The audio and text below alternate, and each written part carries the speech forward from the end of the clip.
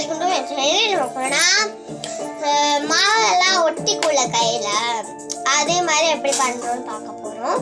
நம்ம வந்து ஒரு டிஷ்யூ பேப்பர் எடுத்துக்கோங்க. டிஷ்யூ பேப்பர்ல வந்து ஒரு லேயர் தான் இருக்கும், இல்ல 2 லேயர் இருக்கும். அது நம்ம வந்து பிரிச்சு எடுத்து தனித்தனியா வச்சுக்கலாம். நான் வச்சிருக்கேன் தனித்தனியா வச்சுக்கலாம். உங்ககிட்ட எவ்வளவு இருக்கோ உங்களுக்கு எவ்வளவு வேணுமோ அவ்வளவு போட்டுக்கலாம். எனக்கு கொஞ்சம் இருக்கு, கொஞ்சமா இருந்துச்சு.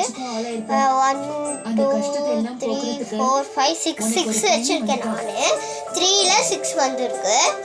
ஓகேவா? இதுக்கு மேல என்ன சந்தோஷம் வேணும் சொல்லு.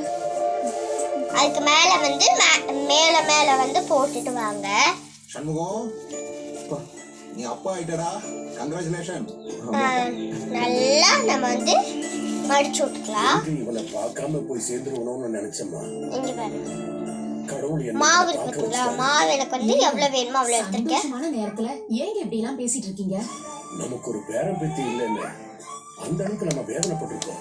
சச்சி இதுக்கு மேல நம்ம எண்ணெய் ஊத்திடலாம். எண்ணெய் எடுத்துட்டு வந்துடுறேன். எண்ணெய் சரிங்க அக்கா, நான் போயிட்டு வரேன். எண்ணெய் ஊத்திடலாம். பொன்னி, நடுவில் ஊற்றியாச்சு. ஊற்றிட்டு நம்ம கொஞ்சம் அதுக்கு மேலே நம்ம பிணைய தேவையில்லை. ஏன்னா என்னாச்சு சக்தி? நம்ம வந்து பிச்சு பிச்சு மேலே போட்டுடலாம். ஆண் குழந்தை பிறந்திருக்கு.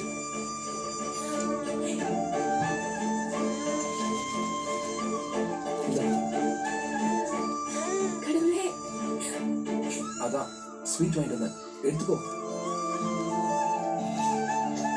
ரொம்ப சந்தோஷம் சக்தி.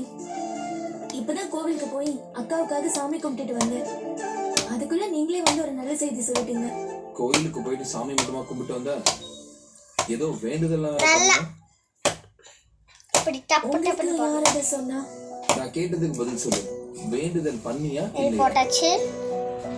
இதை நம்ம வந்து கோயில் சன்னதிக்கு முன்னாடி உப்பு கல்லு போட்டு இப்படி அடிப்பால குட்டி போட்டு நடந்து வந்தியா? நல்லா தட்டாட்ட பண்ணிக்கலாம். நம்ம கொஞ்சமா அந்த ஷீட் அளவுக்கு மட்டும் பண்ணிக்கலாம்.